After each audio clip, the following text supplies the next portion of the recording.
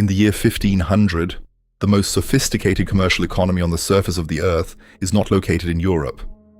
It is located in the Yangtze River Delta, in the heartland of Ming Dynasty China, where a network of cities, Suzhou, Hangzhou, Nanjing, and a dozen lesser commercial centers, produces silk, porcelain, cotton cloth, and refined iron goods at volumes and quality levels that no European manufacturing center can match. The peasants of the Yangtze Delta are among the most productive agricultural workers in the world, cultivating rice paddies with an intensity of labor input per acre that feeds population densities far beyond anything the grain fields of England or France can sustain. The merchants of these cities maintain credit networks, commercial contracts, and long-distance trade relationships stretching from Japan to Southeast Asia to the Indian Ocean ports that have been functioning for centuries before any European vessel rounds the Cape of Good Hope. To the west, the Mughal Empire that will consolidate its hold over the Indian subcontinent across the 16th century commands a territory whose cotton textile industry produces the finest woven cloth available anywhere in the known world. Indian cottons, calicos, muslins, chintz are luxury goods in European markets for 2 centuries before European manufacturers learned to imitate them with anything like adequate quality. The agricultural surplus of the Gangetic Plain, organized through a sophisticated revenue system inherited from earlier imperial administrations and refined through generations of bureaucratic development, feeds a population that by 1600 is the largest in the world after China's. Indian merchants and bankers maintain commercial networks reaching from the East African coast to the ports of the South China Sea, operating through sophisticated instruments of credit and commercial law developed independently of anything Europe has produced. In 1500, China and India together account for somewhere between 45 and 55% of total global economic output, measured in terms of what their populations produce and consume. Europe as a whole, all of it, from Portugal to Poland, from Scotland to Sicily, accounts for roughly 20%. The Ottoman Empire, Persia, and the rest of the Middle East account for another significant share. The world economy of 1500 is centered in Asia, and by almost any metric available: population, agricultural productivity, manufacturing sophistication, commercial complexity, urban density. Asia in 1500 is ahead. By 1800, something has changed so completely that it will take historians 2 centuries to fully explain what happened and why. Britain alone, a cold, wet island off the northwestern coast of Europe with a population of perhaps 9 million people, produces approximately 9% of total global economic output and is in the early stages of an industrial acceleration that will, within another 50 years, make it the dominant economic power on Earth. China and India, whose populations have both grown substantially over the same 3 centuries, have not industrialized, have not developed the steam engine or the mechanized textile loom, and are about to enter the most difficult century in their modern histories. A century of foreign commercial domination, territorial concession, and the systematic extraction of wealth by European powers whose industrial and military lead has grown to the point of being essentially unanswerable.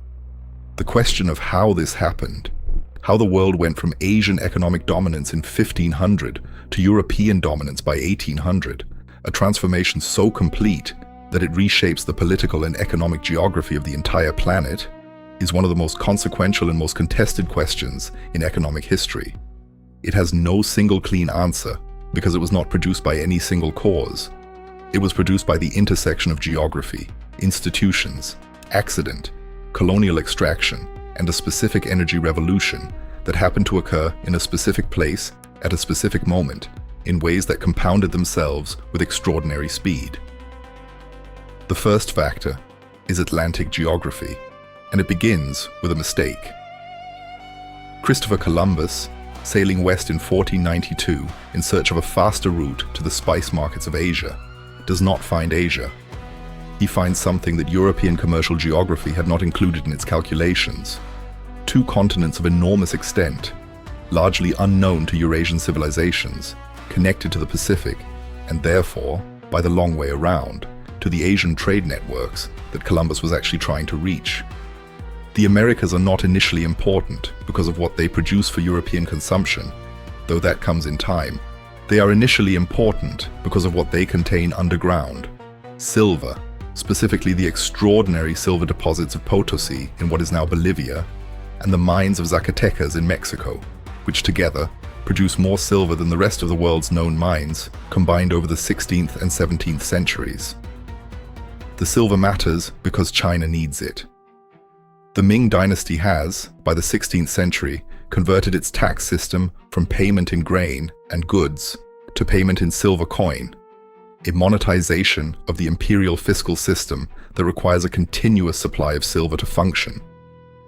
China's own silver deposits are insufficient to meet this demand, and the gap is filled, almost perfectly, by American silver moving through Spanish trade networks, across the Atlantic to Spain, across the Pacific from Mexico to Manila, and from Manila into Chinese commercial circuits through the annual trading fleet. Between 1500 and 1800, something in the range of 150,000 tons of American silver flows into the Chinese economy, providing the monetary fuel for the commercial expansion of the Ming and Qing dynasties, without which that expansion would have been constrained by the limits of China's domestic metal supply. The silver flow also enriches Spain to a degree that distorts the Spanish economy for 2 centuries, producing the inflation and commercial disruption that historians call the price revolution, a sustained rise in prices across Europe driven by the rapid expansion of the money supply from American mines, which undermines the purchasing power of fixed incomes, disrupts traditional commercial relationships, and drives the search for new commercial arrangements that can generate returns above the rate of inflation. The price revolution destabilizes existing economic structures and rewards those flexible enough to adapt. It is not comfortable. But discomfort of this specific kind, the disruption of existing economic arrangements by monetary expansion, turns out to be one of the conditions under which institutional innovation happens fastest. The second factor is colonial extraction, and its contribution to European economic development is both real and genuinely difficult to quantify. The plantation economies of the Americas, sugar in the Caribbean and Brazil, tobacco in Virginia, cotton in the Deep South, are built on enslaved African labor and generate returns that flow back into European commercial circuits with a directness that no Asian trade could match. The profits of the sugar trade fund the merchant houses of Bristol and Amsterdam. The tobacco trade capitalizes the commercial infrastructure of the Atlantic economy. The cotton trade, by the late 18th century, provides the raw material for the textile mills, whose mechanization is the first phase of the Industrial Revolution.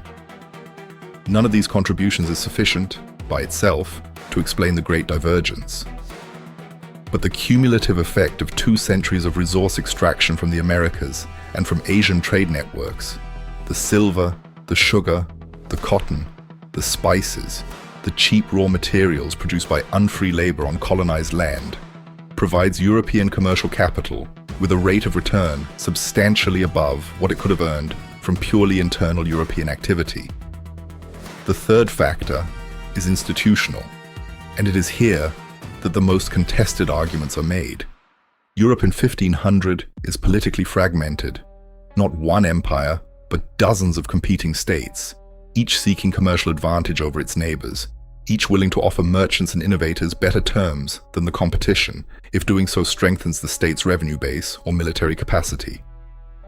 This competitive state system produces, over the 16th and 17th centuries, a set of institutional innovations that concentrate in northwestern Europe and particularly in England and the Dutch Republic.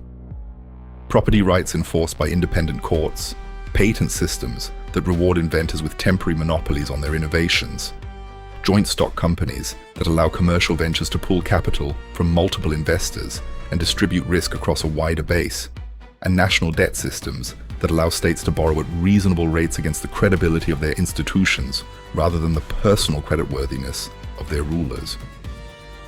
The Dutch Republic demonstrates what these institutions can accomplish in a small territory with limited natural resources. Amsterdam, in the 17th century, is the most commercially sophisticated city on Earth, not because the Dutch are smarter than everyone else, but because the Dutch Republic's institutional environment allows the most rapid accumulation and deployment of commercial capital available anywhere.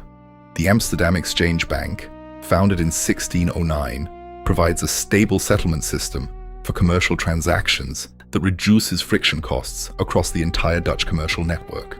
The Amsterdam Stock Exchange, developing in the same period, allows capital to move between investments with a liquidity that no other market in the world can match. The Dutch East India Company, the VOC, demonstrates that a joint stock structure can mobilize more capital, sustain longer-term ventures, and operate at greater geographic scale than any individual merchant house or state enterprise. England observes these Dutch innovations with close attention and, after a period of commercial and military competition that includes 2 Anglo-Dutch wars, largely adopts them.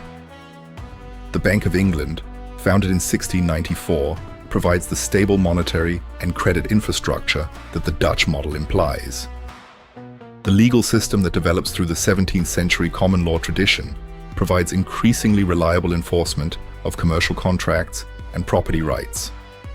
The patent system, codified in the Statute of Monopolies in 1624, begins rewarding inventors with a temporary exclusivity that gives them an economic incentive to invest in the development of new productive methods. These are not dramatic transformations. They accumulate incrementally, each one small in isolation, collectively constituting a commercial environment significantly more favorable to innovation and capital accumulation than anything available in China or India in the same period. The fourth factor is coal, and it is here that geography intersects with economic development in the most directly material way. Britain sits on top of one of the largest coal deposits in Europe, and those deposits happen to be located near the population centres, the manufacturing districts, and the rivers that serve as the era's primary transportation infrastructure. Coal matters because of what it can do to the energy constraint that has limited all previous economic systems. Every economy before the Industrial Revolution runs primarily on biological energy, the muscles of humans and animals, the combustion of wood and charcoal, the flow of water through mills. All of these energy sources have physical limits that constrain the scale of production, the intensity of manufacturing, and the volume of output any given workforce can generate regardless of the commercial and institutional environment around it. Steam power, fueled by coal, breaks this constraint. A steam engine operating a textile mill multiplies the productive output of each worker by a factor that no organizational innovation or commercial institution can match. James Watt's improved steam engine, patented in 1769, is not the first steam engine. Thomas Newcomen's pumping engine has been operating in coal mines since 1712. But Watt's rotary motion adaptation makes steam power applicable to manufacturing processes beyond mine drainage, and the consequences compound with extraordinary speed. Mechanized spinning produces thread faster than any hand spinner can. Mechanized weaving converts the thread into cloth faster than any hand loom can. Mechanized iron production expands the available supply of the structural material that the machines themselves are built from. Each improvement creates the conditions for the next one, and the rate of improvement accelerates as the economic returns to successful innovation demonstrate to successive generations of inventors and entrepreneurs that the investment is worth making. The question that the Great Divergence forces economic historians to confront most directly is not why Britain industrialized, but why China did not. China, in 1500, has coal, large deposits in the north, known and partially exploited for centuries. China has sophisticated markets, commercial networks, and merchant capital accumulated over a millennium of intensive commercial development. China has a large and dense population that, under the right conditions, would constitute both a large labor force and a large consumer market. China has a sophisticated state apparatus capable of organizing large-scale public works, maintaining internal order, and coordinating economic activity across a vast territory. By any prior standard of what should produce economic development, China should have industrialized.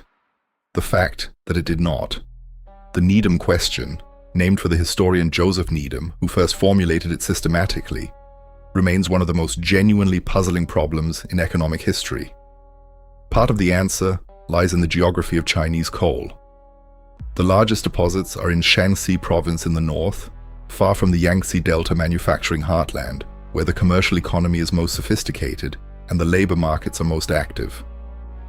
Connecting northern coal to southern manufacturing would require transportation infrastructure whose cost in the Chinese context exceeds the returns, at least until the technology that would make those returns possible has itself been developed. Britain's coal sits, by comparison, almost conveniently close to its manufacturing districts, its navigable rivers, and its coastal ports. Part of the answer lies in labor costs. In the Yangtze Delta, labor is cheap relative to capital. There are many workers competing for positions in the sophisticated manufacturing economy, and the wage level is low enough that the economic incentive to substitute machines for workers is weaker than in Britain, where the post-Black Death wage premium has persisted and grown, making labor relatively expensive and therefore making labor-saving machinery relatively attractive. A British textile manufacturer who can replace 50 workers with one engine and some machinery has an overwhelming economic incentive to do so. A Chinese manufacturer operating with workers whose wages are a fraction of British levels has a much smaller incentive, and the smaller incentive produces less investment in the development and adoption of labor-saving technology. Part of the answer is institutional. The Chinese state, powerful and sophisticated, is oriented towards stability and revenue extraction, rather than toward the commercial dynamism that European competitive state pressure rewards.